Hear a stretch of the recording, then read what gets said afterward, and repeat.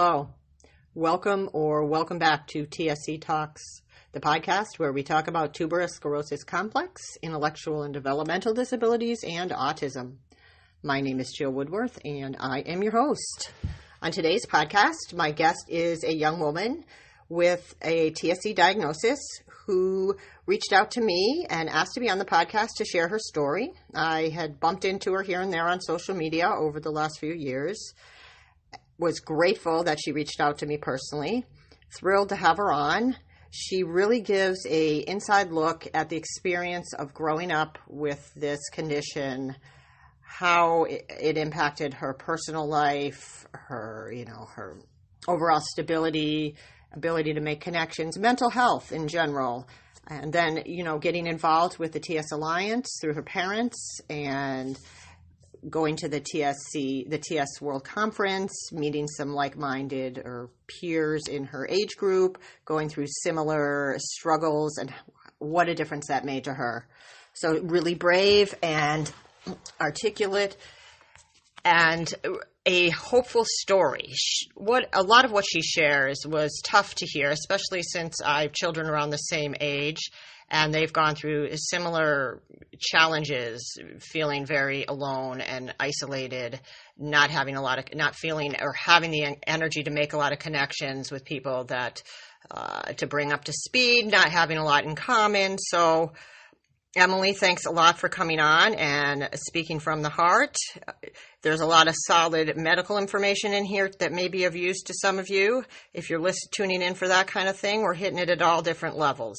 And that's where I'm going to switch over now into breaking through my fourth wall and saying, I need some help with my Patreon account. I haven't really begged you guys for money, and I highly dislike asking for it at all. I guess I was hoping maybe it would fall in my lap along the process of creating and producing this podcast. I've put out 46 episodes. This will actually be my 46th, I think.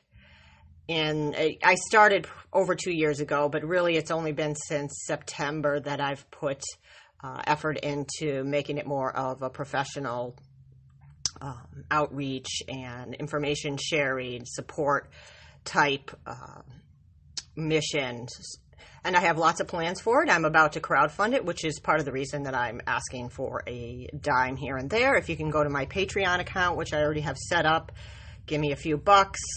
It will go a long way. I have a business partner, Lisa Larson, who I've mentioned, and she has been volunteering her time, which is a considerable amount of time, doing all the audio editing for a lot of actually all the recent podcasts. I forget the exact one she started on, but it was back somewhere around Rebecca Thoreau. The ones after that, Lisa has edited and made them sound very professional in comparison to a lot of other podcasts. I know she's doing a good job, especially considering that I don't have a lot of high-tech equipment.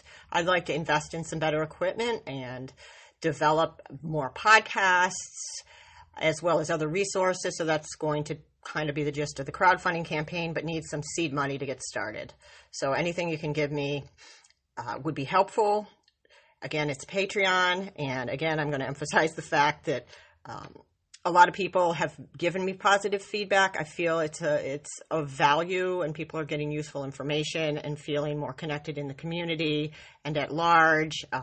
It's really kind of affected some change personally and within the community. The TAN board was kind of an offspring of discussions around TAN in the podcast. I won't take full credit for it, of course, because nothing is ever one person's complete unique idea, but it was part of the process, as well as being able to share my story from the parent caregiver perspective at Mass General for the TSC symposium that grew out of the podcast. And that was a powerful moment to stand up in front of a large group of medical professionals, very highly educated, esteemed institution, and talk about where a TSC and trauma and TAN had taken myself and our lives, and how we've survived and managed, and just giving the professionals that work with other individuals dealing with a chronic condition where there's a lot of ongoing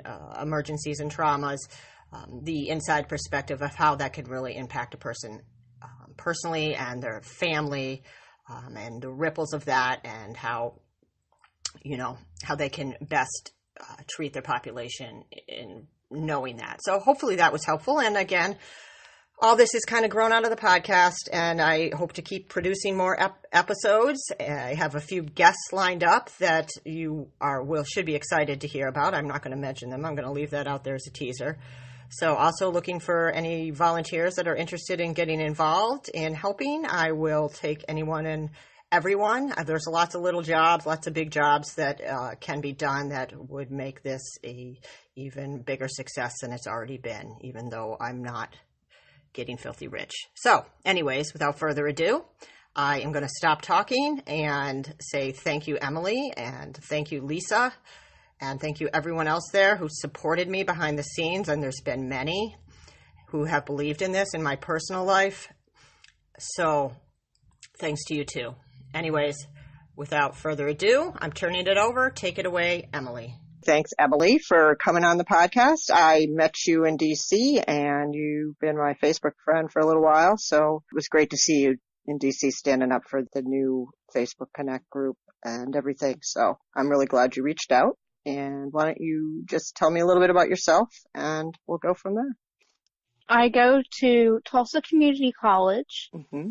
I'm 21, and I have, dealt with this disease since I was about 8 months old. Okay.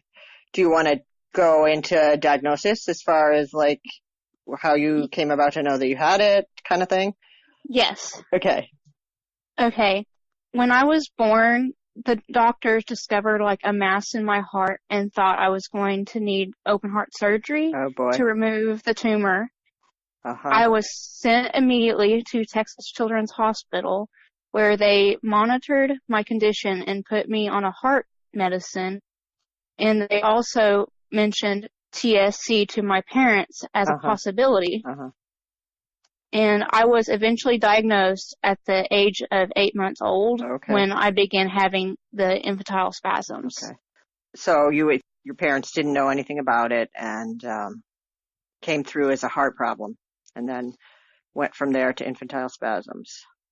Yes, they were going to do open heart surgery because they saw the mass in my heart, and they back then also with the technology not as up to date as how it is now and the research, they thought, well, this could be a mass and let's just remove it. They didn't know, of course, that I had issues in the brain and kidneys and all over.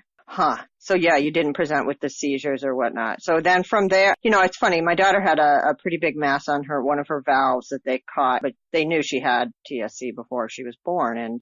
But they were really concerned about the heart going through the delivery process, but she was okay, thankfully. Yeah. Just the change in the level of understanding and knowledge from even like when you were born and my daughter to now is crazy. It's great. And it's great as can be. It's not great, but in your experience, I guess, you've relied on your parents to tell you, when did you know that you had tuberous sclerosis, or how was your process with like finding out, and how's it manifested for you? Okay. Well, I didn't know that I had TSC myself until I was probably about 8th grade, freshman year, because my parents didn't want to like tell me in elementary school and make me feel like I'm an outsider or that I wouldn't be able to do much, with my life. Mm-hmm. Mm-hmm. And they finally told me about my 8th grade freshman year, and I just basically accepted it. Like I felt, like confident, or like I didn't have any doubts or like I'm a failure or anything like that until about high school year, or like about 10th, 11th grade, because I was kind of considered an outsider because people didn't want to like sit with me at lunch or be, I guess you could say that they were intimidated and scared because it's nothing that they've experienced or dealt with. And so they didn't want to be like, oh, she has seizures and she has this rare condition. So, it may be a good, yes. Yeah. Yeah. It's not fun in high school. No. So did you have like seizures or anything before that came through, or did you need academic support or? Yes. Yeah. I had a IEP throughout, even starting at elementary age and up to high school. And it's not technically called an IEP in college, but it's just, they give you accommodations. Right. You have to go to the professor yourself and give him your accommodations. Is that how it works there? Well, I go to this education access center. Okay, yeah. And you meet with people and you sign off I want this and I want that, and then they'll send it via email to your teacher so they know. Yeah, I think that's what my daughter had to do as well. I went with her to the first appointment with the disability coordinator, and then we submitted it, and I think she's taken it from there. But yeah, so it is different, and coming from the IEP process, it's a little more responsibility on the part of you. Yeah. Yeah. So you went through high school, and that was when you kind of felt a little bit different. Yes.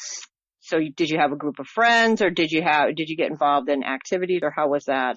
I had a lot of family support behind me, but in the school perspective, I had a couple of friends, but I wouldn't consider them being great friends. Yeah. Because they would be there for me, but one of my friends would go get food or whatever and not tell me and then come back and with canes or somewhere close by to the high school. And I would just be sitting at the lunch table by myself, and I eventually went and talked to one of the coaches because I was involved in softball and basketball. I went and talked to one of the coaches that I knew taught at the high school, and he allowed me to come up there and sit with him during one of his class periods. That's good. That's tough. Yeah. That's tough to be by yourself like that in the high school and feel like there's a disconnect. I didn't have TSC, but when I was in high school, my family moved. We moved a lot when I was growing up. And so when I started in 10th grade, I was in this new school, and all these kids already had friends. And I remember it was so hard. Lunch was so hard because I just didn't know anybody. I didn't feel like I could make that connection. So I can relate to it a little bit. But I remember to this day how just that feeling of yeah, I'm sorry you had to go through that. That sucks. No, that's okay. But good for you for stepping up and talking to an adult, and that shows a lot of inner strength there.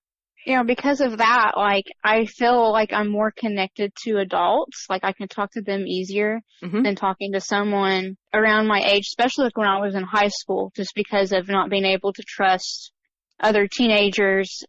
Will they accept me? Will they not accept me? I always felt I kind of pushed people away in a sense because I already knew, I made up in my mind, or I know them at least just from school, but I always had a fear they probably won't want to be a part of my life because of seizures and everything that goes on with TSC. Yeah, I feel for you, but I think that some of it might be you're dealing with something on a whole different level than, so it's hard to relate to the average teenager. Yes. Because you're going with, this is a huge thing that you're experiencing that they just don't have any kind of frame of reference for. So, yes, I get that. Was it most frustrating, the little bit of the isolation, or? Yeah, that was probably one of the things that frustrated me was the isolation, but then also, not being able to drive. Yeah.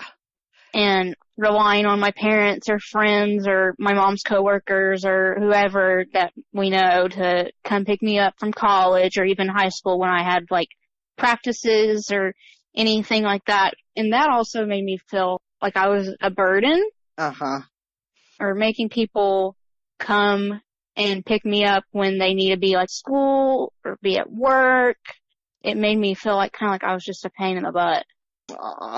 It's funny because my daughter is in community college as well. She's TSC, and I drive her because she's had seizures recently, and I know she probably feels like that, but I don't think of it that way. I can't imagine how it is to experience it, though. I'm sure that's of course you're going to think that, but it's great that you have a support system, but still, that is definitely got to be hard.